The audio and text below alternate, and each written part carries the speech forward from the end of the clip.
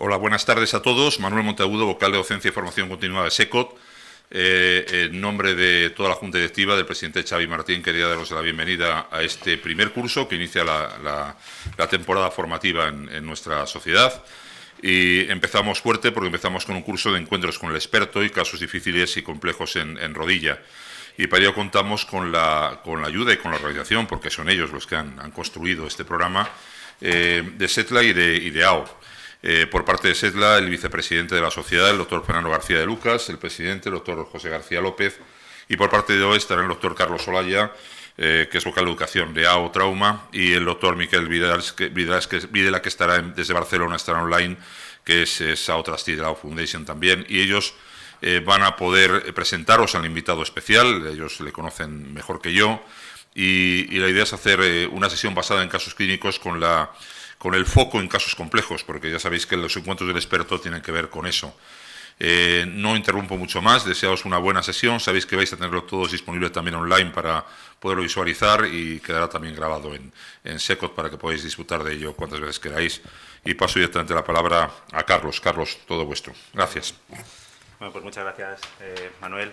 Pues es un verdadero placer estar aquí con todos vosotros, José, Fernando, compañeros de mesa, y Miquel, que nos está escuchando y va a participar desde Barcelona. Tenemos con nosotros a un gran experto, poca presentación, pero sí me gustaría que hiciese esta presentación del doctor Miquel Videla, del doctor Mauricio Cafuri. Pero bueno, comentar que sabéis que Mauricio es un gran experto en cirugía de trauma a nivel mundial. Es un verdadero honor tenerle aquí. Ahora mismo está en Columbia, en Missouri. Está muy relacionado con AO. Yo creo, he estado leyendo un poco tu perfil, desde el año 97. Y bueno, ha sido presidente también del board de AO Trauma Latinoamérica.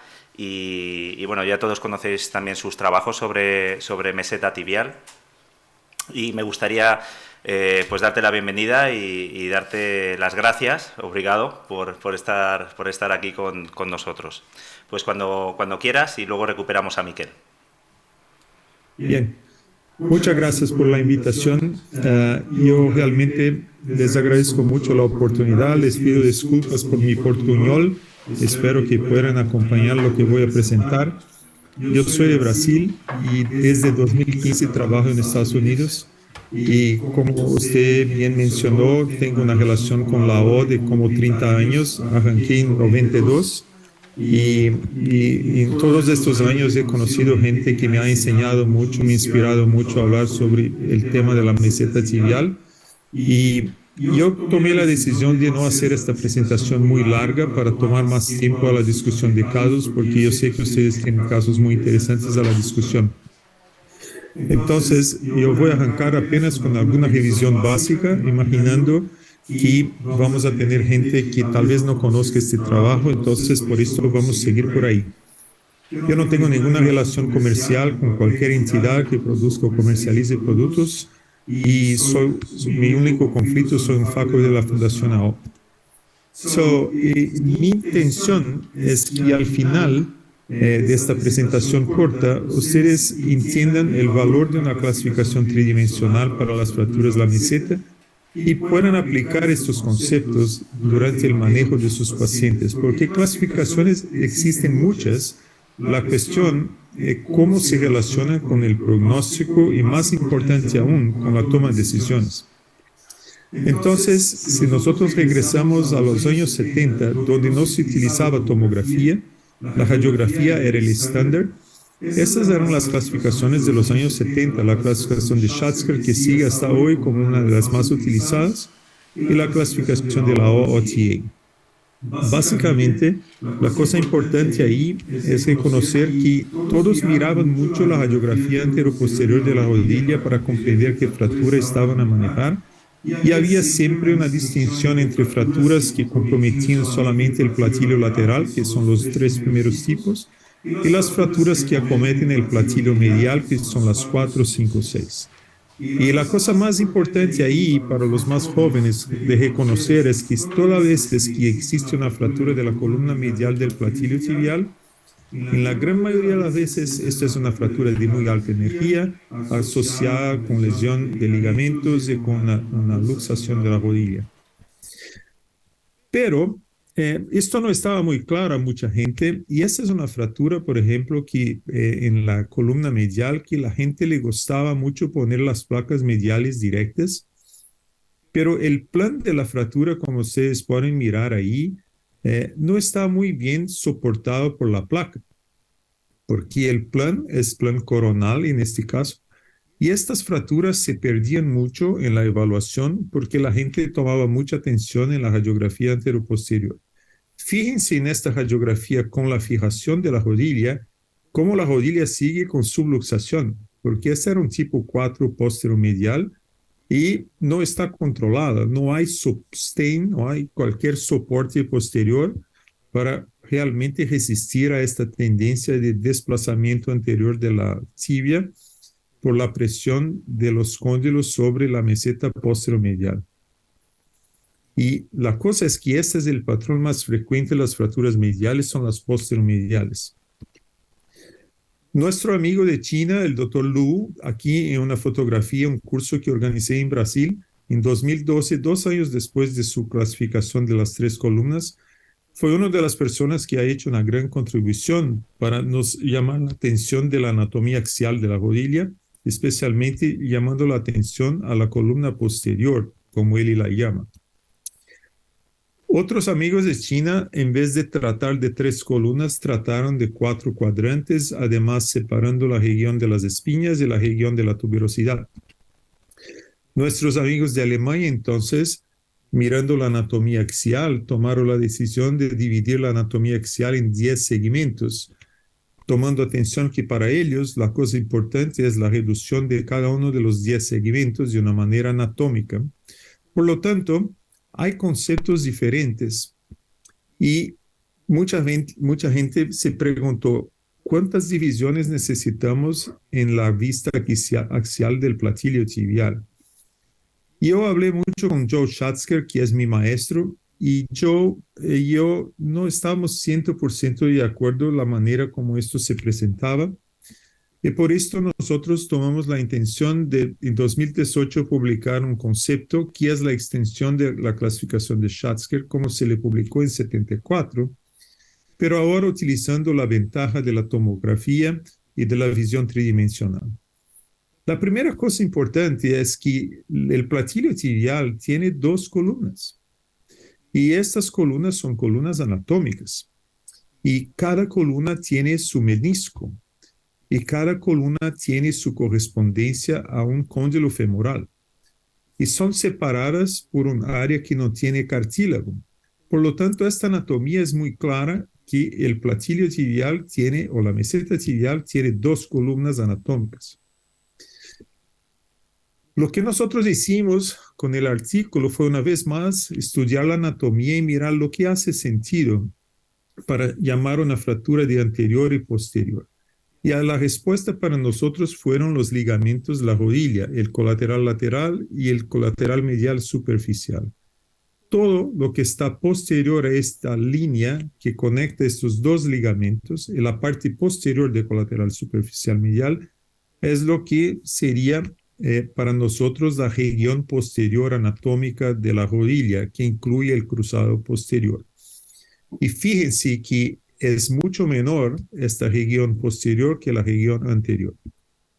Aquí está lo que nosotros llamamos del ecuador virtual de los platillos tibiales definido por las estructuras anatómicas. Y ahora, si nosotros decimos que hay 2 columnas anatómicas y son separadas por este ecuador virtual, pasamos a tener 4 cuadrantes funcionales, 4 cuadrantes que tienen funciones muy distintas y anatomía muy distinta. Y toda fractura del platillo tibial se comporta o es resultado de una fuerza axial y la gran mayoría de las veces lo que pasa es que se genera una cuña que se separa del resto del platillo. Y esta cuña siempre tiene 2 puntos donde va a recortar el anillo y un punto donde va a salir en la metáfisis. Y estos 3 puntos son la definición del plan principal de la fractura. Y claro, podemos tener más de un plan principal de la fractura, como en este caso, hay un plan anterolateral porque está anterior al ecuador virtual, o un plan posterolateral porque está posterior al ecuador virtual en la columna lateral.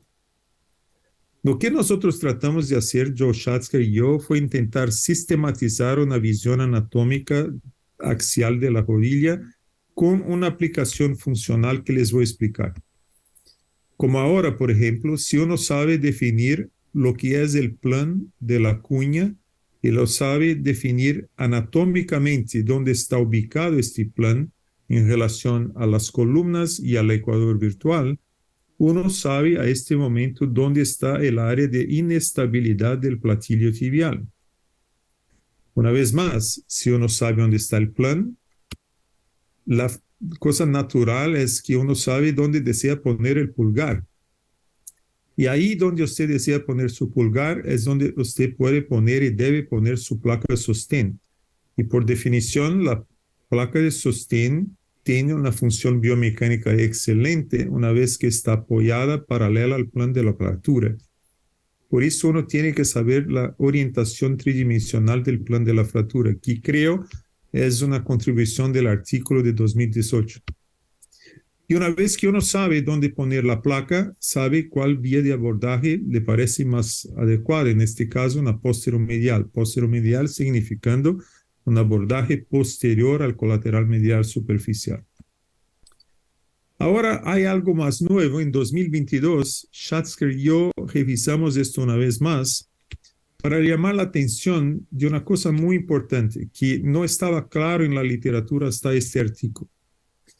Y esta es una figura que yo agradezco al equipo de Barcelona, el doctor Miquel Videla, porque hemos trabajado mucho discutiendo la anatomía de las mesetas tibiales y el doctor Miquel y su equipo tienen un trabajo fantástico de anatomía y ya me enseñaron muchas cosas en los últimos meses.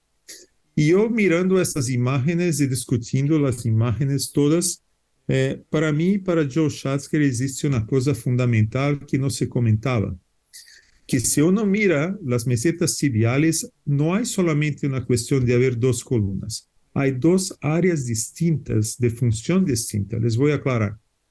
El área B y el área C. El área C es el área que tiene cartílago.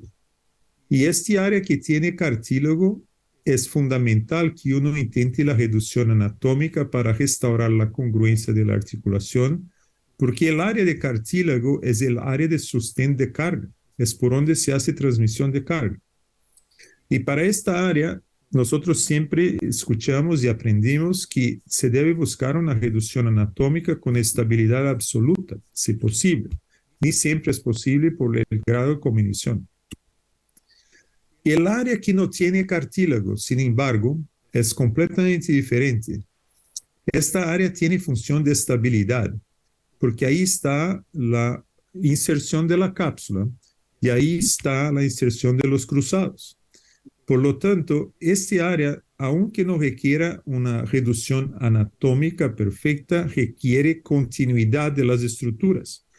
Por esto, se debe siempre restaurar la continuidad del perímetro del anillo tibial y al momento que uno lo hace, muy probablemente va a contener las espinas tibiales. Por lo tanto, este es un concepto que yo creo bastante nuevo en 2022, que son los dos áreas distintas del platillo tibial, que para nosotros tienen distinción porque tienen funciones diferentes. Y aquí ustedes miran también una foto del doctor Videla de la tibia proximal. Y lo que uno mira, si uno desea comprender el concepto del anillo, es que las dos columnas van a recibir el apoyo de los cóndilos femorales. Y este es el área metafisiaria proximal donde hay el anillo y donde hay la fundación del platillo tibial. Esto es más o menos como se pasa aquí, como en esta analogía de imagen. Ustedes necesitan tener una fundación y una continuidad del anillo para que los dos cóndilos puedan tener un comportamiento perfecto en relación a la tibia proximal. Y para restaurar el anillo, si uno mira la fractura en cuña y desea poner una placa sostén, la placa tiene que ser paralela al plan, por lo tanto tiene que ser una placa longitudinal, una fractura como esta en cuña. Pero algunas veces la fractura no es así, la fractura es una cuña más corta porque hay una cuña más ancha y que no es tan larga. Y esto muchas veces genera una compresión y una destrucción del perímetro del anillo. Y para esta situación, las placas horizontales, que una vez más van a contener la reducción que uno va a hacer del anillo, son una muy buena alternativa. Con esta colaboración con el profesor Schatzker, yo creo que nosotros logramos discutir algunas cosas como el fragmento en cuñas siendo el centro de la inestabilidad y que la ubicación tridimensional de esta área es fundamental para conocer dónde poner la placa sostén y dónde hacer su vía de abordaje. Y claro, nuestro foco siempre ha sido la continuidad del anillo, porque muchas veces no se logra la reducción del cartílago perfecto por la destrucción, pero la gran mayoría de las veces es posible restaurar la periferia y la metáfisis. Y una vez que uno tiene la contención del anillo con placas de sostén, esto es fundamental para la estabilidad en la fase aguda. Les voy a ilustrar solamente con un ejemplo y después vamos a revisar los casos que ustedes tengan. Esto es para ilustrar este concepto. Esta señora tiene 57 años, sufrió un accidente automovilístico y tuvo fractura de las dos rodillas. Y el lado izquierdo fue abierto, el lado derecho había una historia previa de cirugía cruzada anterior con algún grado de artrosis. Pero esta era la radiografía del lado derecho, que era una fractura cerrada. Y esta es la radiografía después del control de daños, cuando uno intenta restaurar la longitud del miembro y ofrecer una oportunidad a los tejidos blandos de curación hasta el momento ideal del tratamiento definitivo, porque ese es un trauma de alta energía con disociación de la diáfisis, por lo tanto un tipo 6, que comprometió varios cuadrantes.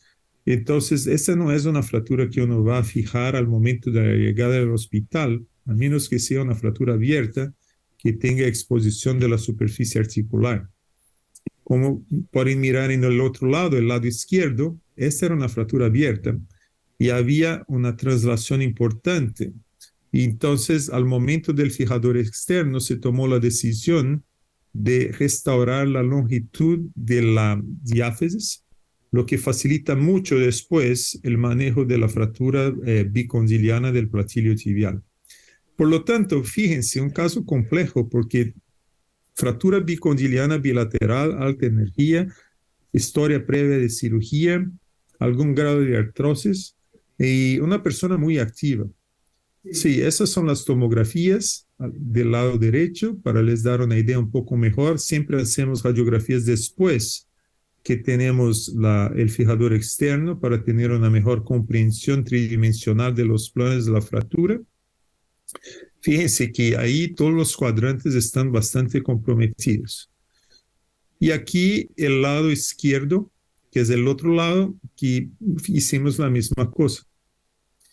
Ahí, para resumir, el lado izquierdo, que era la fractura abierta, después de 2 desbridamientos en el quirófano, hicimos la fijación definitiva. Y aquí el lado derecho, que era más grave aún, con los 4 cuadrantes, esto fue lo que logramos hacer. Pero cuando uno mira esto, es bastante depresivo mirar que la articulación no está perfecta, no está correcto, falta alguna cosa, fueron muchas horas de trabajo, pero no se logró perfección. A ver, pero por lo menos hay continuidad del anillo, la metáfisis de la fundación está restaurada, la alineación también, y aquí está la curación después de algunos meses. Y más importante esto, la restauración, la alineación, la restauración de las bases de la fundación, y esa es la imagen clínica de la paciente, esa es la imagen funcional.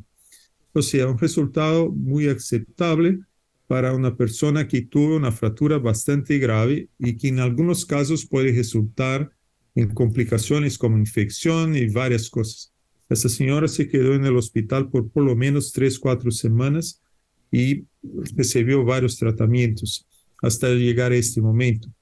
Entonces, el concepto es que aunque uno no logre una reducción anatómica que siempre se debe buscar, tiene que considerar reducir los fragmentos en cuña periféricos, restaurar la continuidad tridimensional del anillo y restaurar el eje mecánico. Yo creo que con este mensaje yo puedo dejar de compartir mi pantalla para que ustedes entonces puedan presentar los casos para que tengamos una discusión más interactiva.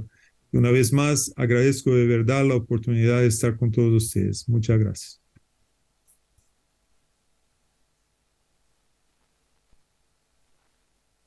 No sé si tenéis alguna pregunta que hacer a Mauricio.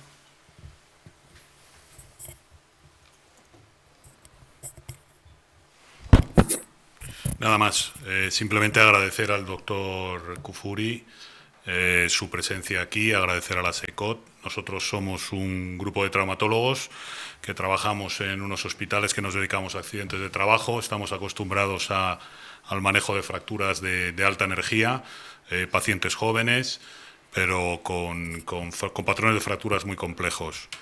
Nada más que agradecer también a la SECOT la invitación y, por supuesto, es un placer y un orgullo para nosotros estar aquí y compartir la tarde con el doctor Kufuri. Fenomenal. Pues voy a ir presentando unos casos. Doctor Kufuri, este es un caso sencillo, pero es un poco paradigmático a lo que nos dedicamos en el hospital, como le digo, al tipo de paciente, que es paciente joven y paciente con traumatismo de alta energía. Tenemos, disculpe.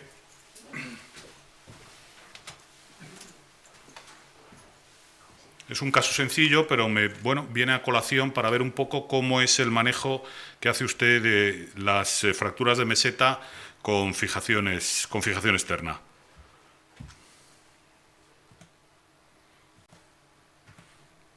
Esta es la unidad de fijación externa de mi hospital de Asepello de Coslada, y como le digo, pues usamos muchos fijadores para este tipo de fracturas. Se trata de un paciente de 31 años de edad, sufre un accidente de moto, un accidente in itinere, acude a nuestra urgencia con una férula inguinopédica, tenía una gran tumefacción de la rodilla, del muslo y la pierna, con gran compromiso de las partes blandas, con una flictena grande que ocupaba toda la cara interna y parte del hueco popliteo, tenía una exploración neurovascular distal conservada y presentaba además una herida en cara interna de tercio medio de tibia, sin signos de infección. En ningún momento supimos si fue una fractura abierta o no. Hicimos un lavado de la herida, un lavado profuso, y no era posible el cierre de la misma.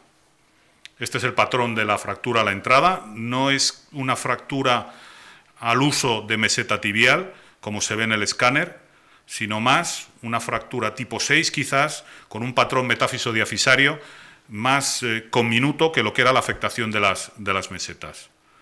Como puede ver, el patrón articular estaba bastante bien conservado, con lo cual la etiquetamos de una posible fractura Sadker 6, tampoco sabíamos si era abierta, lo que sí sabíamos es que tenía una grave lesión de partes blandas y con una herida a la cara medial que nos aconsejó a los 8 días del accidente colocarle este fijador externo apoyado en una osteosíntesis ad minimum con 2 tornillos canulados. Como puede ver, fuimos capaces de cerrar la parte de las mesetas y realinear la parte metáfiso-diafisaria. Este fijador, que es un fijador híbrido, en algunas ocasiones lo usamos de forma temporal y en otras, como en este caso, al ver cuál era el resultado, nos decantamos pues, por mantenerlo en el tiempo. Logramos, como usted acaba de decir, restaurar la extremidad y restaurar la superficie articular, los 2 objetivos básicos de este tipo de fracturas. Insistimos mucho en que el paciente moviera, porque como todo fijador externo bien cerca de una articulación, pues al paciente le cuesta. Insistimos en que moviera. A los 2 meses y medio empezamos a ver que de tanto mover, pues había habido un error en la osteosíntesis con el fijador externo y había un pequeño desplazamiento. Como puede ver, ese desplazamiento cada vez se hizo mayor. Vale. Aquí, como puede ver, la causa estuvo clara, la tracción que ejercía el tendón rotuliano sobre el fragmento proximal fue tan grande que por donde se desplazó la fractura fue la unión metáfiso-diafisaria. Bueno, el caso continuó y decidimos que, debido a los antecedentes de una posible fractura abierta, debido a que las partes blandas tampoco nos ofrecían una garantía como para pasar a una osteosíntesis definitiva con una fijación interna, con una placa, pues recurrimos a un fijador externo hexápodo, con su tabla de corrección y con el plan que le muestro de ataque. Es decir, en una primera fase lo que nos planteamos era realinear la desviación que habíamos obtenido y en una segunda fase lograr la compresión. Aquí se ve el resultado a los meses, cuando ya había acabado el viaje el hexápodo. Bueno, lo mantuvimos en el tiempo hasta lograr la consolidación definitiva, lo retiramos y, como puede ver, pues fractura consolidada, fractura abierta consolidada sin complicaciones, restaurado el eje de la extremidad. Y nada más, agradecerle otra vez, doctor Kufuri, su presencia aquí y nuestra presencia con usted esta tarde. Y aprovecho pues para todos aquellos que quieran ojear este último número que tenemos de la revista de nuestra sociedad, de la SEDLA, que es un monográfico sobre fracturas de meseta tibial. Y ahora la pregunta es, aparte de la opinión que le ofrece este caso, doctor Kufuri, ¿cuál es el papel de la fijación externa que tiene usted en su día a día en este tipo de tratamientos, en el tratamiento de las fracturas de meseta? Muchas gracias. Muchas gracias a usted por presentar este caso muy interesante. En nuestro hospital, nosotros utilizamos los fijadores externos en la gran mayoría de veces para situaciones temporales, solamente para control de daños, y utilizamos el fijador externo, sí, para casos de deformidad periarticular, así como se mostró, porque yo creo que este tipo de fijador que permite la corrección tridimensional de la alineación es fundamental para situaciones de mala unión. El mayor problema que nosotros tenemos con fijador externo de manera definitiva es la dificultad de controlar la alineación de la metáfisis tibial, y porque usted mismo lo presentó así, y eso es lo que la literatura también nos regala. La información es que pacientes que fueron tratados de manera definitiva con fijador externo híbrido o con fijador externo periarticular pueden tener una incidencia de mal unión o no unión hasta 40% a las veces. Yo no tengo esta experiencia. Yo tengo amigos que son expertos en fijadores externos, y yo creo que en las manos de quien lo maneja muy bien puede ser una excelente alternativa. En mi práctica, nosotros utilizamos mucho la fijación interna. En situaciones donde exista una preocupación con los tejidos blandos, como se presentó, yo no pude mirar la herida, pero yo me imagino que había una herida que podría comprometer una fijación. Yo creo que en estos casos nosotros tenemos utilizados con alguna frecuencia algunos colgajos de rotación local, como los gastrocnemios, que son colgajos que, en mi opinión, deben ser de conocimiento de un traumatólogo, porque no requieren conocimiento microquirúrgico y son factibles. Yo tengo algunos casos, les puedo regalar. Pero yo creo que la solución que usted tuvo al momento que hubo el tema de la mala alineación, la pérdida de la corrección, lo que es un factor bastante frecuente, yo creo que la solución fue adecuada con el Hexapod. Muy bien, muchas gracias. Muy bien, Mauricio, pues vamos a continuar. Algunos de los participantes nos han pedido también la presentación de casos. Voy a presentar uno que nos han mandado online. Va a ser 3 casos lo vamos a presentar seguidos, si te parece, porque son casos muy parecidos, un patrón que yo creo que es muy reiterativo y yo creo que merece la pena. Es un caso del doctor Alfonso Fuentes del Hospital Morales Meseller de Murcia. Y nos habla de un paciente varón de 45 años que tiene un accidente de tráfico. Este caso es abierto. Se presenta como lesión única. El paciente tiene psoriasis, pero el resto parece que no tiene interés. Y es una fractura vituberositaria tibia derecha, como se puede ver en la imagen. Partes blandas parece que están bien. Y está clasificada como una 41C3.1 o un tipo 5. Esta es la radiografía AP. Y lateral, que ya se ven algunos hallazgos, y este es el escáner.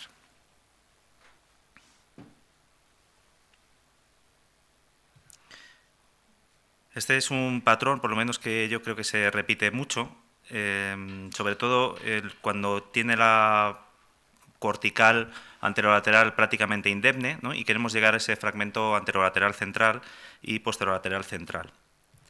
Y nos pregunta Alfonso qué estrategia podríamos hacer y vías de abordaje recomendadas. A continuación, como son casos muy parecidos, el doctor Raúl García nos va a presentar un caso de una solución que le dio a un patrón bastante similar a este. Bueno, buenas tardes a todos. Gracias a los organizadores por la invitación. Voy a presentar efectivamente un caso similar al que acaba de presentar Carlos. En mi caso es un caso cerrado. Bueno, se trata de una mujer de 50 años que sufrió una caída de una escalera en junio de este año. Como antecedentes personales, apenas una tiroidectomía y una hepatitis a los 18 años, y acudía a la urgencia con dolor, impotencia funcional y edema a nivel de la tibia proximal del miembro inferior izquierdo. No tenía tampoco un compromiso importante de las partes blandas, la inflamación correspondiente a una fractura de este tipo. Esta es la radiografía inicial a su llegada a urgencias. Se ve la fractura a nivel de la tibia proximal con aparente afectación articular, trazos metafisarios. Visualizamos un TAC donde ya se aprecia la afectación de la columna posterolateral con ese hundimiento y conminución, provocando un defecto no contenido a nivel posterolateral y la aparente en los cortes axiales integridad de las columnas anteromedial y anterolateral de los cuadrantes. El cuadrante posteromedial también está afectado con una fractura no conminuta por cizallamiento, y se evidencia bien el trazo en los cortes axiales del fragmento posteromedial y el hundimiento posterolateral. Bueno, las reconstrucciones tridimensionales parecen confirmar la integridad o casi integridad de las columnas anteromedial y anterolateral y la afectación con esa depresión de la columna posterolateral no contenida, con afectación del anillo y la fractura por cizallamiento de la columna posteromedial. Entonces, en este caso nos planteamos qué hacer. Nosotros, en el momento, optamos por colocar al paciente en decúbito prono, realizar un abordaje, en primer lugar, posteromedial para acceder a esa fractura por cizallamiento posterior. Y aquí colocamos una placa de sostén, manteniendo la altura, evitando la subluxación de dicho fragmento. Y a continuación realizamos un abordaje posterolateral, accedimos a dicho cuadrante posterolateral, elevamos a plano la superficie articular, rellenamos el defecto con fosfato tricálcico y colocamos una placa de soporte a ese nivel, ¿no? Este es el control posoperatorio al día siguiente, donde se ve, yo creo que una aceptable reducción de la anatomía articular, un aceptable eje de la tibia. La placa posterolateral tuvimos que cortarla para que pudiera entrar bien en ese abordaje limitado posterolateral y bueno, la bautizamos como las kissing plates porque nos gustó el efecto de la radiografía, ¿no? 3 meses posoperatorio, la paciente aquí le permitimos la carga total, parece que se mantiene la reducción articular y el eje, la fractura en proceso de consolidación. Y a los 5 meses la radiografía se encarga pues, con la fractura consolidada y manteniendo el restablecimiento de la congruencia articular y del eje. las fotos clínicas con un buen eje, las heridas cicatrizadas y un rango articular completo con rodilla estable. Y bueno, gracias. Muchas gracias, Raúl. Y el tercer caso, que va en hilera, lo voy a presentar yo.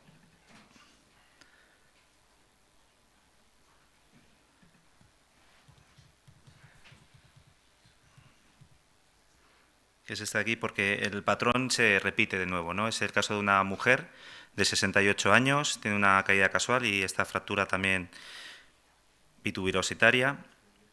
Mismo patrón, ese hundimiento de la meseta lateral central, con esa indemnidad de la pared lateral. Aquí otros cortes. Aquí las reconstrucciones tridimensionales donde pues, prácticamente ese segmento articular nos está mirando y la duda que se repite en estos patrones, o por lo menos lo que yo veo, porque muchas veces se presentan estos casos y se presentan de varias formas de tratamiento, es cómo llegar a ese fragmento articular. En este caso lo que hicimos fue esto, igual en decúbito prono. Luego podemos hablar también de las posiciones preferidas, porque es una de las cuestiones importantes en este tipo de fracturas. Manejamos todo el segmento medial, con cuidado de no utilizar ningún tornillo que fuese hacia lateral, y planteamos una osteotomía controlada, anterolateral, para llegar a ese fragmento. Lo abrimos el libro, recuperamos ese fragmento. Estas son algunas imágenes en quirófano.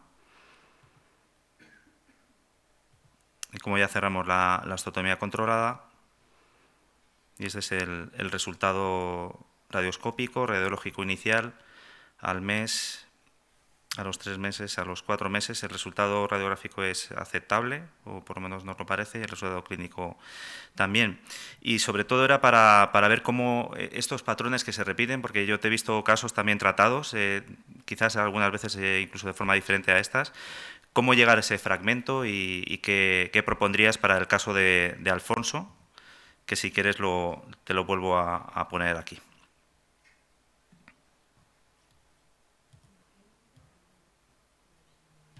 Cuando quieras, Mauricio. Realmente lo que estamos discutiendo aquí son las fracturas en el plano coronal, y son fracturas que realmente son frecuentes actualmente, especialmente con personas que tienen accidentes de motocicleta, porque estas personas van a sufrir un trauma axial con la rodilla en flexión. Y el dibujo clásico de la clasificación de Schatzker de los años 70, cuando se hablaba del tipo 4, se imaginaba un cóndilo medial en el plano sagital, pero la gran verdad es que en la gran mayoría de las veces existe una flexión de la rodilla al momento y por esto se daña el platillo posteromedial y la fractura se extiende hasta posterolateral. Ese es el plan principal.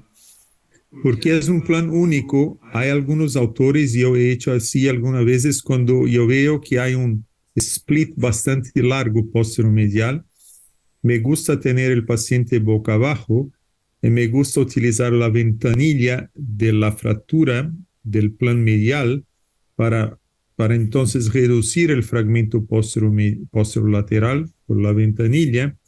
La única desventaja es que quien hace abordajes con el paciente en boca abajo lo sabe que no hay una muy buena visualización de la articulación. Y eso es lo que no me gusta con el paciente boca abajo. El paciente boca abajo es excelente para una excelente fijación de la metáfisis, para una reducción anatómica de la metáfisis, para un sostén perfecto, porque fácilmente se pueden movilizar los gastrocnemios y puede estar adelante el popliteo.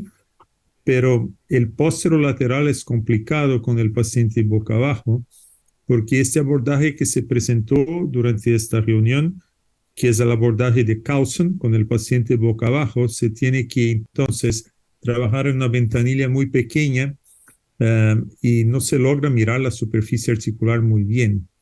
Lo que yo he utilizado mucho en mi práctica es utilizar la osteotomía del epicóndilo lateral, porque con la osteotomía del epicóndilo lateral, si el objetivo es la visualización de la reducción de este platillo que tiene hundimiento, se logra mirar muy bien este fragmento y se logra hacer una colocación de una pinza de reducción, reduciendo el cuadrante posterolateral con el cuadrante anterolateral. Si existe comunicación posterolateral, esto es un problema, porque ahí uno tiene que realmente pensar cómo hacer un sostén adecuado. Estamos trabajando en este concepto de tener una placa en cinturón allí, que ya fue descrito por otros autores para, con este abordaje del epicóndilo, se logra muy bien hacerlo. Nosotros tenemos una persona que publicó un abordaje muy interesante. Hay dos artículos interesantes de osteotomía del cuadrante anterolateral, como se presentó acá. Uno fue publicado por Cherny Johnson, por Eric Johnson, y yo estoy siempre en contacto con Eric, y Eric es un fan de esta osteotomía porque le permite mirar muy bien el hundimiento posterolateral y hacer una reducción con un tornillo que le llaman tornillo de ecuador posterolateral hacia posteromedial para sostener este fragmento que se logra elevar con este abordaje con el paciente supino. Y el otro abordaje fue descrito por Sims, que es el abordaje exactamente de la osteotomía vertical del platillo para llegar al fragmento posterolateral. Y yo creo que la verdad es que el plan principal es posteromedial, posterolateral, y tiene que hacer un sostén de esta región. Con el paciente boca abajo es posible hacer el sostén, pero no es posible hacer una visualización excelente posterolateral. Entonces no me gusta reducir el fragmento ahí. Entonces algunas veces me toca cambiar la posición del paciente. Algunas veces yo empiezo con el paciente boca abajo, hago la fijación de la columna posteromedial con una reducción lo más perfecta posible, poniendo la placa así como ustedes presentaron, sin interferir con tornillos que van hacia lateral. Y después voy a tocar a tener el paciente boca arriba, y a mí particularmente me gusta la osteotomía del epicóndilo lateral, y hemos trabajado con este tema y con disecciones anatómicas con el equipo de Barcelona, el doctor Videla, para evaluar la seguridad de este tipo de abordaje. No sé si le contesté por completo, pero así me toca hacerlo. Muy bien, pues yo creo que sí has contestado. Me parece que hemos visto varias formas y vamos, la verdad es que el abordaje con la osteotomía del epicóndilo, cuando lo haces en cadáver, sí te das cuenta cómo puedes llegar y extender ese abordaje prácticamente pues toda la columna posterolateral, y es un abordaje muy, muy, muy interesante. Pues a continuación, Mercedes Millán. ¿Sí? ¿Puedo añadir una cosa aquí a la osteotomía del epicóndilo, por favor? Claro, Miquel, Es por favor. Sí. No, a ver, una de las ventajas de la osteotomía del epicóndilo es que si te llevas en bloque la inserción femoral del ligamento lateral externo y la inserción del tendón popliteo, como el popliteo es un estabilizador del PAPE, nos permite girar la meseta y tenemos una visión muy buena y de una superficie muy grande posterolateral. O sea, es mucho mejor incluso que la osteotomía del cuello del peroné, que hemos hecho varias especímenes en el laboratorio, ¿no? Entonces, no es complejo y realmente tienes acceso al cuadrante posterolateral, como nos decía el profesor Cufuri, porque puedes manipular y girar, con lo cual se te queda el fragmento mirándote a ti. Muy bien, muchas gracias. Manolo. En los últimos años se han popularizado las mini placas con mini fragmentos, tornillos muy largos, en pilón, y también veo que meseta también. ¿Qué papel juegan en fracturas complejas? ¿Usáis mini plaquitas con tornillos muy largos pequeños para fragmentos pequeños? ¿Qué papel juega vuestro armamentario en quirúrgico? Mauricio, ¿has oído la pregunta? No escuché. Perdón, mira, nos preguntaban desde la audiencia, si quieres repetirla o la hago yo. Nos preguntaban desde aquí, desde la audiencia, qué papel juegan las mini placas, tornillos muy largos desde esas mini placas para sostener fragmentos específicos. Sí, gracias por la pregunta. Lo que a mí me gusta todas las veces que hago un cinturón horizontal, me gustan las placas de 2.7 porque no son tan anchas y me permiten hacer el objetivo principal, que es el soporte del fragmento posterolateral que acabamos de reducir, ¿no? Entonces yo creo que las 2.7 son muy buenas. Yo estoy trabajando en este momento intentando desarrollar algo que pueda tener una utilidad práctica, un concepto que yo creo nada es nuevo en la literatura, yo creo, ¿no? Pero yo no he visto mucha gente hablando de esto. A mí me gusta mucho la idea de, por ejemplo, una vez que yo tengo la visualización muy perfecta de todo el platillo lateral con la osteotomía del epicóndilo, una de las cosas que estoy intentando ahora es una placa de sostén posterior, pero que se pueda fijar desde anterior. Entonces, para hacer esto, así como el concepto del botón de suspensión, como el tie rope, o sea, se puede pasar una sutura para posterior, montar la placa en esta sutura y ahí jalar la placa hacia anterior y fijar la placa anteriormente. Porque la mayor dificultad de la osteotomía del epicóndilo es que no se logra poner tornillos exactamente posteriores. Se logra hasta, yo diría, probablemente 2/3 anteriores del platillo, pero el tercio posterior no se logra poner tornillos ahí. Entonces, yo estoy intentando desarrollar cosas que puedan facilitar esta ubicación de esta placa. Una otra cosa que el doctor Videla nos enseñó muy bien con sus disecciones maravillosas en Barcelona es cuánto estamos seguros y lejos de los vasos, no solamente la poplitea, sino también las geniculares y todas las otras que no son pequeñas.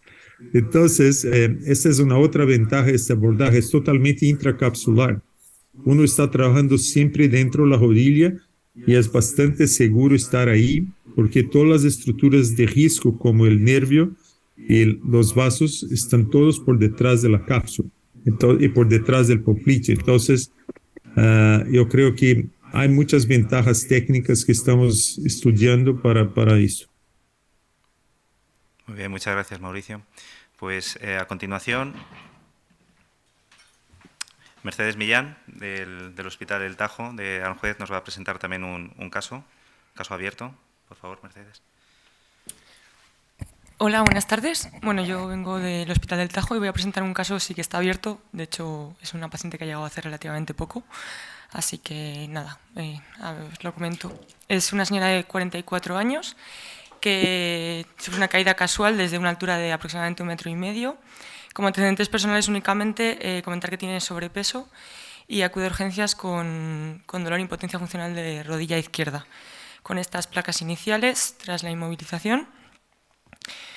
Y bueno, hicimos un TAC para evaluar. Y lo que se puede observar es una afectación de ambas columnas, con tanto afectación anterior como posterior de las dos. Vais a ver ahora las imágenes. Disculpad porque pasa un poco rápido, pero con una importante afectación de la articulación, en cualquier caso.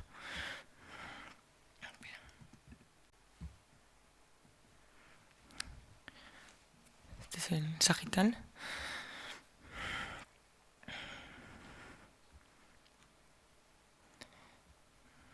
Tiene un fragmento, posteromedial bastante importante.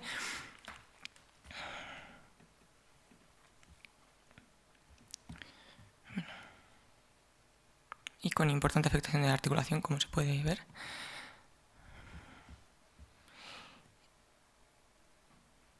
Y bueno, en un momento inicial le hemos colocado un fijador externo para manejo de partes blandas, aunque es verdad que la evolución de las partes blandas ha sido buena. No ha habido complicaciones en relación a partes blandas. Entonces la tenemos planificada, bueno, está planificada para hacer el martes 22, la semana que viene. Si alguien quiere venirse, está invitado, porque es un caso un poco complejo en nuestras manos. Teníamos una planificación hecha con idea de, en primer lugar, colocar al paciente en decúbito prono, hacer un abordaje de Lowenhofer con acceso a la parte posterior y colocación de una placa de soporte, cogiendo el fragmento posterior y solidarizando con la diáfisis, y después pasar a decúbito supino con un abordaje anterolateral, hacer un intento de reconstruir la articulación como buenamente podamos con los fragmentos y hacer una fijación con una placa anterolateral, aunque tenemos dudas si no sería necesario poner alguna otra placa, puesto que es una afectación tanto de las dos columnas como de la parte anterior, como tanto de la posterior. Y además de todas las dudas que nos puedan surgir, pues sí que quería saber un poco si en estos casos utilizáis algún tipo de distractor para ayudar a la reducción. Casos de afectación importante de la articulación, puesto que tampoco se ha comentado mucho, no sé si hacéis algún uso de la artroscopia o creéis que pueda ser beneficioso, y bueno, por supuesto abierto a cualquier tipo de iluminación al respecto del caso. Nada, muchas gracias. Mauricio, si quieres volver a ver el caso. Sí, yo quisiera, por favor, volver la tomografía, la 3D. La reconstrucción 3D, yo creo que nos enseña mucha cosa ahí. A mí me gusta mucho la imagen 3D, me facilita mucho la comprensión del plan de la fractura. Sí. Si usted logra parar el video un poco, ahí está. Mira aquí, si usted puede mirar la cara medial de la meseta, por favor.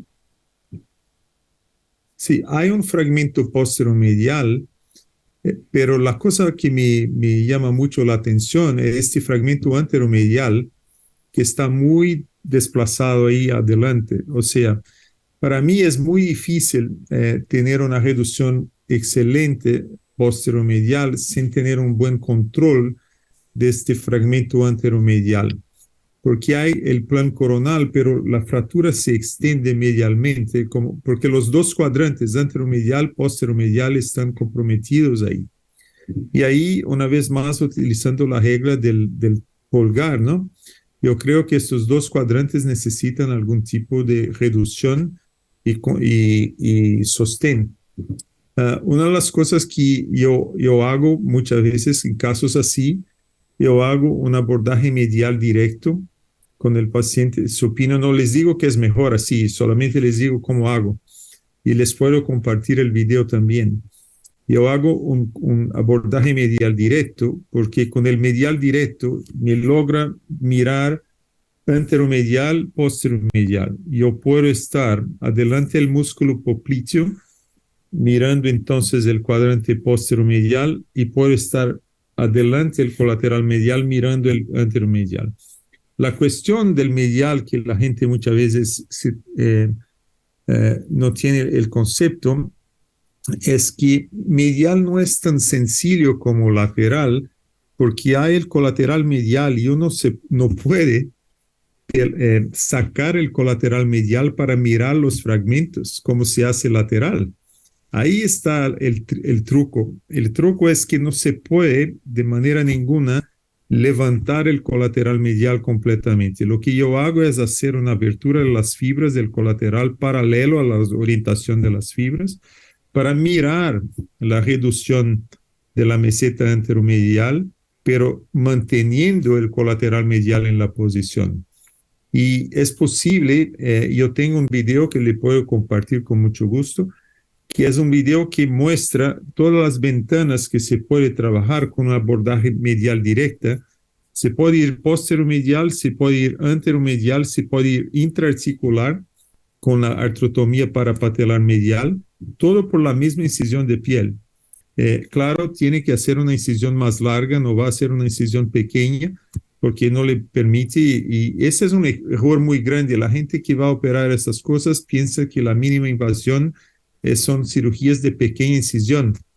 Yo creo que la mínima invasión es una incisión de piel que no ponga la piel bajo tensión una incisión y un manejo de tejidos blandos muy elegante. Ahora mismo, yo estaba haciendo un caso con mi residente, que era una fractura medial, que tenía un hundimiento lateral grave, y yo manejé el hundimiento lateral desde medial con fluoroscopio.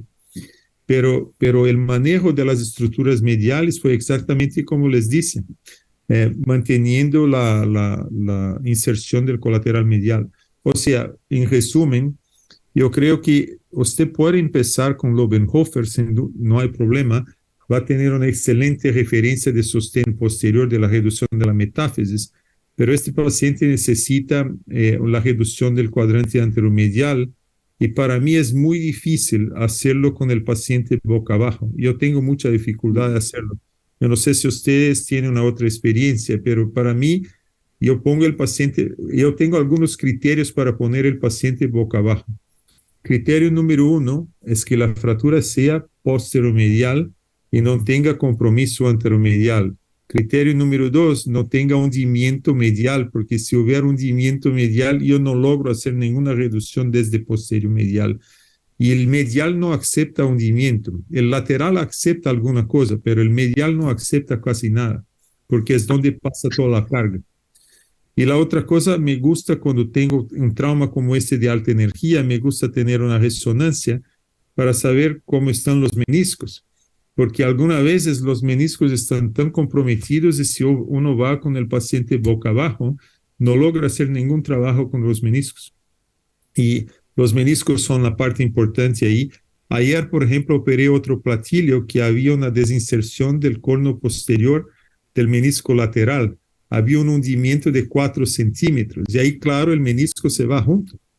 Entonces, la resonancia me enseña antes, mira, el paciente va a necesitar alguna cosa para el menisco, y no logro hacer esto con el paciente boca abajo. No sé si parece. Entonces, yo pienso que la estrategia de fijar la columna está correcta, pero ahí yo pienso que yo quería 2 placas, una placa posteromedial, una anteromedial y una anterolateral. Yo creo que ahí va a tener una fijación bastante estable para este caso. Y ahí está una otra cosa también que yo creo que es importante. Usted nos presentó un caso muy complejo, con mucha combinación de la articulación. Y estos son los casos que la gente realmente se queda muy preocupada, yo incluso, porque ya sabemos desde antemano que no es posible toda aquella cantidad de pequeños fragmentos que aquello va a ser una superficie perfecta. Pero si usted logra restaurar la continuidad del anillo y la alineación y tener un sostén de esta superficie de alguna manera, yo creo que este paciente va a tener función. Muchísimas gracias. Viendo el TAC 2D también, es un poquito el artículo que habéis publicado con Chachker este año. O sea, la gran conminución que tiene esta compañera no es superficie articular, sino es la zona central. Nosotros también, el grueso del cartílago no es el mismo en todos los segmentos de la meseta. Lo que creo que el abordaje medial que tendrían que hacer es un medial directo, porque te permite llegar hasta el córner posteromedial, por detrás de los isquios, y después cerrar delante, porque está abierto en libro. Seguramente el ligamento lateral medial está en medio de la fractura entre los 2 fragmentos de la meseta medial. Sí, yo os quería preguntar una cosa a todos, pero especialmente a Mauricio. En la estrategia del caso que has presentado, Mercedes, que es una fractura que afecta a las 2 columnas, a la columna lateral, que parece que está, por lo menos en la parte anterolateral, menos conminuta que la columna medial, ¿no? En cuanto a la estrategia, yo ese caso lo empezaría con el paciente en decúbito supino y le pondría una placa anterolateral, porque me daría la alineación de la epífisis y de la diáfisis, y luego abordaría el fragmento anteromedial, y por último, si no lo puedo hacer como ha dicho el doctor Cafuri, pues me iría a Lobenhofer por atrás, pero creo que me parece a mí que es más sencillo empezar por lo más fácil. Dice, si yo tengo una columna lateral que que también tengo que fijarla, pues empecemos por ahí, ¿no? Y dejando la parte medial para un segundo, vamos, hacerlo en un segundo lugar. No sé si estáis de acuerdo conmigo. Sí, este concepto es muy interesante. Hay que siempre mirar cuál es la columna que le permite restaurar la longitud de una manera más sencilla, ¿no? Entonces, yo siempre tengo una tendencia de empezar medial cuando no existe una cominición de la articulación en la meseta medial. Si en este caso la cominición es porque, como el doctor Videla mencionó, existe como un libro abierto, o sea, hay el colateral medial entre los dos fragmentos. La impresión es que es un cizallamiento coronal que con un forceps de puntas uno puede reducir y puede inclusive, si lograr una reducción anatómica ahí, garantizar esta reducción con un tornillo de tracción desde anterior hacia posterior hasta que se va a poner las placas, ¿no? Entonces, si es una fractura de trazo sencillo medial, yo creo que poner un forceps de puntas ahí y tener los tornillos ayuda mucho. El lado lateral, la gran mayoría de las veces, lo que hace complejo no es el componente metafisiario, sino la articulación, que uno tiene que abrir el libro para mirar la superficie donde está el hundimiento. Y al momento que la cara medial ya esté reducida y exista una referencia medial, facilita un poco la reducción de la superficie articular que tiene hundimiento lateral. Yo necesitaría revisar las imágenes para tener seguridad que no hay un hundimiento lateral muy grande que necesite una exploración. Pero mi comprensión es que lo que yo reduzco primero es la superficie articular más sencilla y es donde existe solamente cizallamiento sin hundimiento. Y ahí me hace más fácil tener la referencia. Pero esto no significa que medial siempre es inicial, pero la gran mayoría de las veces el medial es más duro, es más resistente y es más difícil de tener hundimiento. Muchas gracias, Mauricio, porque además es que has contestado una de las preguntas que nos hacían desde la audiencia, que era que por dónde empezarías o cuál sería el orden de fijación de las 4 columnas. Entonces, has contestado ya a una pregunta que nos hacían desde la audiencia. Luego hay otra pregunta, no sé si ha sido en relación con alguno de los casos que se ha presentado, si existe una luxación persistente del cóndilo después de colocar el fijador externo, si es importante volver a quirófano para reducirla. Sí, esa es una pregunta fundamental. Esa es fundamental. Mucha gente piensa que el control de daño significa poner un fijador externo en la rodilla. Y yo tengo innumerables casos donde yo hablé con las personas que lo pusieron durante la guardia y les dice, ¿qué les parece esto? No, está perfecto. Hay 2 pins en el fémur, 2 pins en la tibia, ahora esperar los tejidos blandos. Pero esperar los tejidos blandos a un momento en que no existe reducción de la articulación, yo creo que es muy complicado. El principal objetivo del fijador externo del control de daños en las fracturas luxación es la reducción de la rodilla, porque no se sabe cuándo va a haber posibilidad de regresar con el paciente al quirófano, y si dejamos la rodilla desplazada o los cóndilos asentados posteriormente en la tibia, esto no nos facilita después el manejo definitivo. ¿Se les parece esto? Muy bien. Otra de las preguntas que se repiten es las posiciones, ¿no? Cuando tienes que hacer un abordaje multicolumnar. Posiciones que nos puedan, por ejemplo, posiciones de tipo out-in, ¿no? La pierna fuera para llegar a la parte medial o posterior-medial y luego volver a la misma posición de quirófano. No sé si esa posición la sueles utilizar. O posiciones en 4, ¿no? que puedan, sobre todo porque muchas veces este tipo de fracturas nos llevan mucho tiempo en quirófano, ¿no? Si tenemos que estar de cúbito prono, de cúbito lateral o de cúbito supino. Sí, yo les voy a decir, esto es un tema que yo de verdad hasta el momento, yo siempre me pregunto esto todos los días de la vida Yo no sé si tengo una respuesta que sirva para todo, pero yo creo que la mejor respuesta es cuando uno mira la radiografía y la tomografía, es imaginar cuál es la mejor manera de accesar esta columna para poner una placa de sostén. Y si es bastante claro que la mejor cosa es poner una placa posterior muy bien ubicada, es difícil poner una placa posteromedial con el paciente supino sin hacer la rotación externa de la cadera o algún grado de flexión de la rodilla. El problema es que todas las veces que uno hace la flexión de la rodilla, los cóndilos femorales van a sentar en la cara posterior del platillo y esto va a desplazar el platillo posteromedialmente. Entonces, antes de hacer la flexión de la rodilla para poner la placa, uno tiene que garantizar que este platillo no va a desplazar. Y la única manera es tener agujas de Kirchner o tornillos desde anterior hacia posterior para impedir el desplazamiento secundario del fragmento posteromedial con la flexión-rotación externa.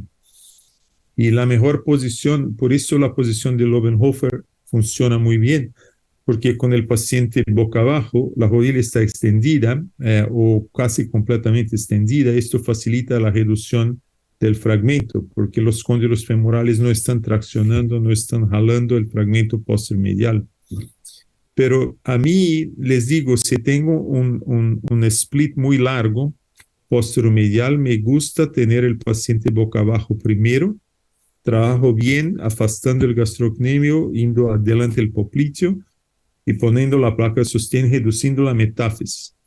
Ahí después me voy a poner el paciente boca arriba para trabajar en la cara anterolateral. Si hay una situación como esta que la doctora nos presentó con con plan coronal y desplazamiento anteromedial, desplazamiento posteromedial, voy con el paciente boca arriba y un directo medial. Y con relación a los cuadrantes laterales, como yo hago la osteotomía del epicóndilo lateral, ha sido muy difícil poner un paciente boca abajo para una placa sostén posterolateral. Las razones son las siguientes. Primero, como el doctor nos presentó hoy, la ventana es muy pequeña y muy cerca, 5 o 6 centímetros abajo de la línea articular, está la trifurcación, que es una estructura bastante complicada y este abordaje de Carlson mismo y el abordaje de Frosch muchas veces pone en riesgo la arteria genicular, que es una rama directa a la poplitea, o mismo la trifurcación. Entonces, yo estoy siempre buscando trabajar con alguna margen de seguridad en esta región y por eso empecé a trabajar con epicóndilo, con el paciente boca arriba.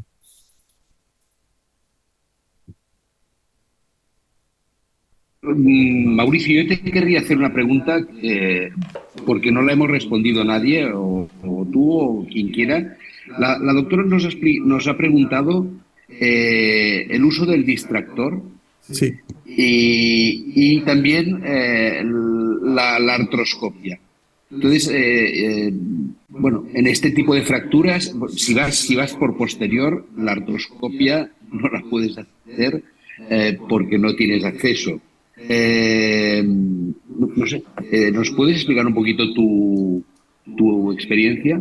Sí, yo utilizo la artroscopia para casos de hundimiento posterolateral sin cesariamiento importante posterolateral. La artroscopia me ayuda cuando voy a hacer una reducción de una manera por una ventanilla, que voy a movilizar el fragmento que está deprimido. Y ahí voy con artroscopia para comparar lo que miro, la fluoroscopia y la artroscopia. Esta es para mí una muy buena indicación o cuando intento acertar el slope. Algunas veces hay un hundimiento anterior por hiperextensión de la rodilla, entonces yo pongo el artroscopio para mirar cuánto voy a elevar el platillo. Me ayuda ahí. Pero las bicondilianas como esta que la doctora nos presentó, yo creo que son de mucho riesgo para una artroscopia por el problema de extravasamiento del líquido, ¿no? de la solución fisiológica. Con respecto al distractor, yo utilizo distractor en casi todos mis casos. Y la cosa que voy a preparar para tu curso, el curso de Barcelona después, es el mini distractor. Estoy cada vez más encantado con el mini, porque yo utilizo el grande para la tracción de la articulación, pero yo tengo casos en que aunque haya colocado, posicionado un distractor, muchas veces en la bicondiliana uno logra tener una buena reducción de un cóndilo, pero no está tan bien el otro cóndilo.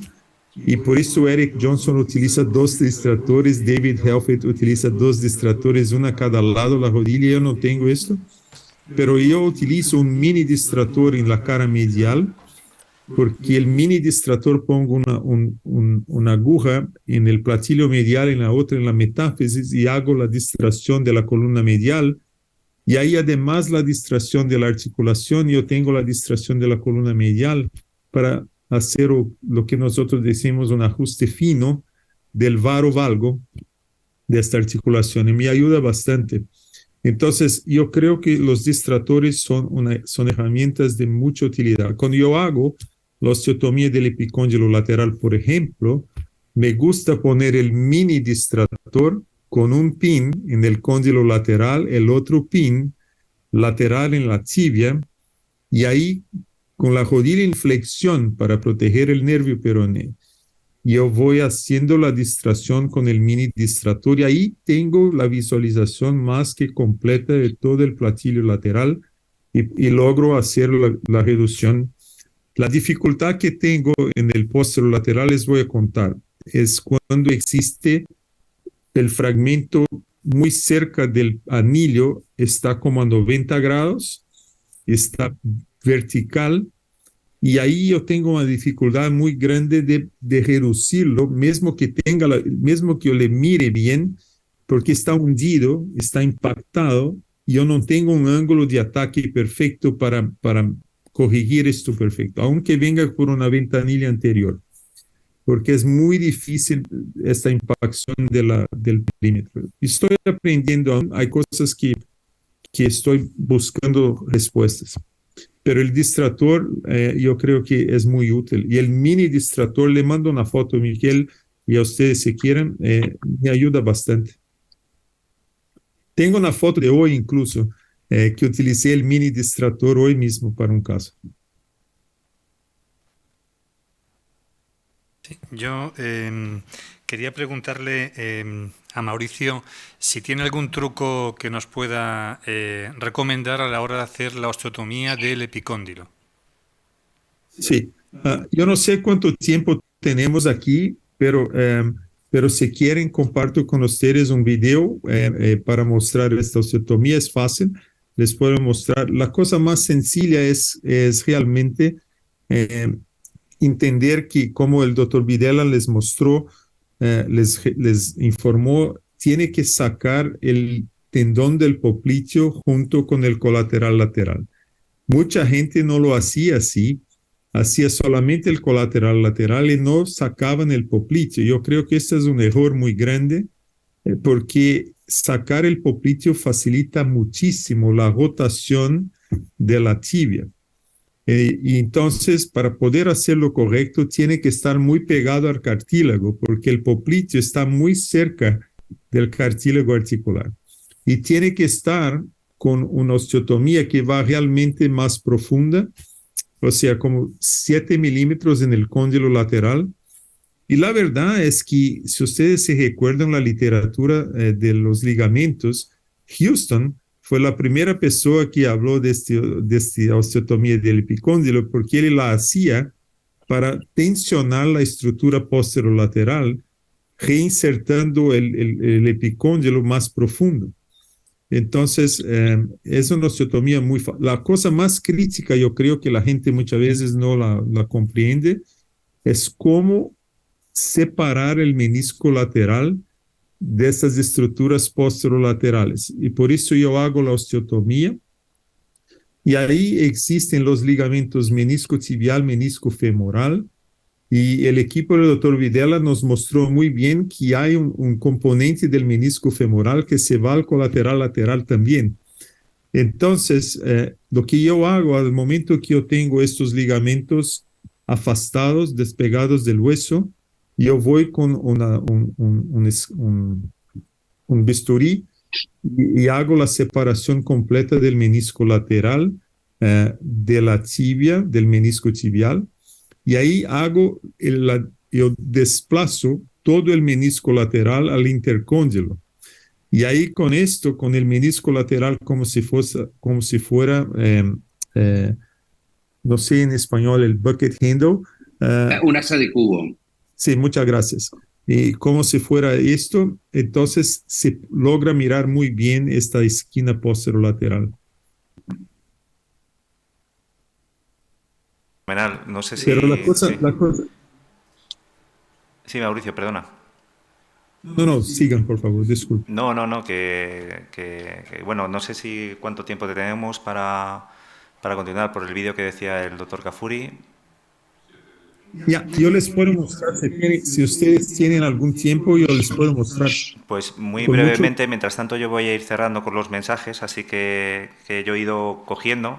Yo creo que todos los que hemos asistido, tanto aquí como en nuestras casas, podemos sacar nuestros propios mensajes. Yo me llevo unos grandes mensajes con respecto a la problemática posterolateral, ¿no? De cómo explorar toda la columna posterolateral. También la problemática del platillo medial, cuando tenemos un split en él, que desgraciadamente vemos muchos casos así y que muchas veces no somos capaces de conseguir el mejor resultado. También la problemática de la posición, que hemos hecho un gran resumen. Y bueno, si tienes el vídeo, lo podemos compartir. Sí, yo tengo aquí, mi pantalla ya está compartida con ustedes. Genial. Ya ve, mira, lo que yo voy a intentar hacerlo lo más pronto posible. Para mí es muy importante explicar que yo no creo en el concepto de la columna posterior, yo creo en el concepto de los dos cuadrantes posteriores por esto. Otra imagen del doctor Videla y su equipo, eso es que la gente tiene que saber. Estas son las estructuras en risco si uno va a un Carlson o si uno va mismo con la osteotomía del peroné. Todas estas estructuras están muy pegadas ahí, la poplita, la trifurcación, el nervio. Ustedes realmente están trabajando en un área de mucho riesgo. Y el concepto nuestro es trabajar así. Entonces, yo publiqué esto en 2017. Aquí es una otra imagen del doctor Videla mostrando la anatomía del popliteo y del bíceps y del colateral lateral. Aquí el ligamento menisco tibial, allí el menisco femoral. Y aquí es un caso de una disección mostrando el popliteo y cómo yo hago esta elevación de la osteotomía. Y ahí es lo que dice el detalle fundamental, separar el menisco del colateral lateral, separar el menisco de la tibia. Al momento que uno lo hace así, tiene una visión muy razonable, pero ahí lo que me gusta es desplazar este menisco para adentro para mirar todo el platillo. Aquí es un ejemplo de un vídeo. Yo voy a intentar coger este vídeo lo más pronto posible. Aquí ustedes miran cómo hacer la separación del menisco de este colateral y de este popliteo. Ahí está el hiato popliteo.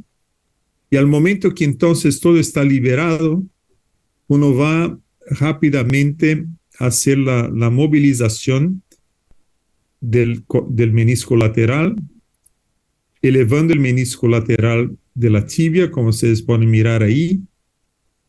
Y ahí sí se puede entonces hacer ahí está, desplazar el menisco hacia adentro o hacia afuera. Y esto nos facilita toda la visualización. Yo creo que esto es muy interesante, de esta manera. Y una otra cosa muy rápidamente, si aquí está la fractura, ahora, aquí está la fractura, entonces la gente pregunta, ¿cómo haces la reducción?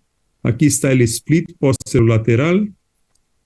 Cuando es un split sencillo, basta poner un forceps de puntas de esta manera ahí, y se puede poner tornillos desde anterior hacia posterior o una placa cinturón arriba de la cabeza del peroné.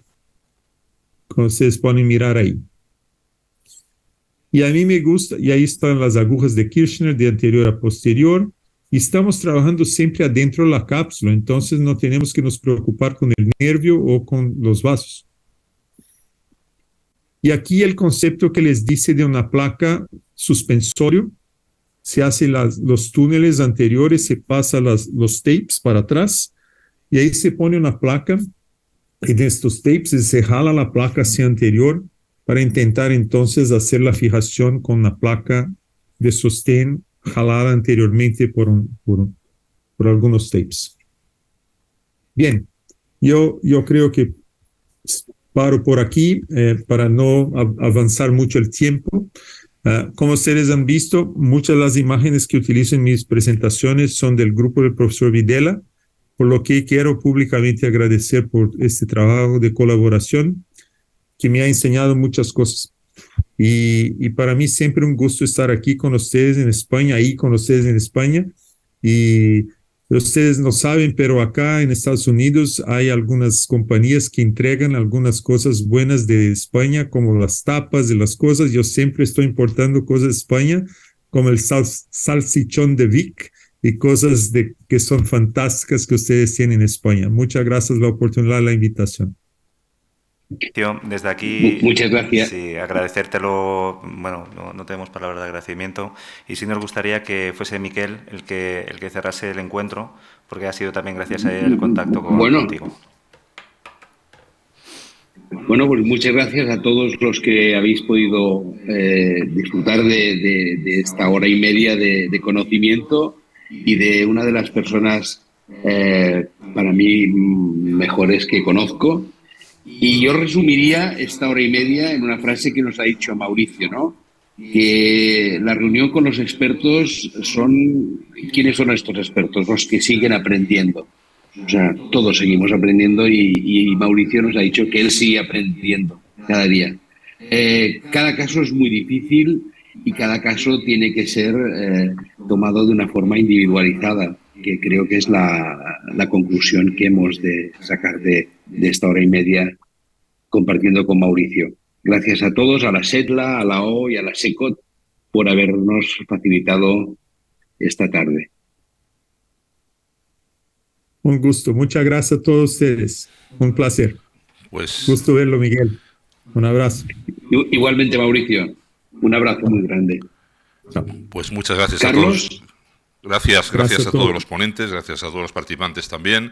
Y recordad únicamente poder rellenar las encuestas de valoración que se pueden hacer ahora también online. Nos ayudan mucho a seguir mejorando la formación desde SECOT. Gracias a todos.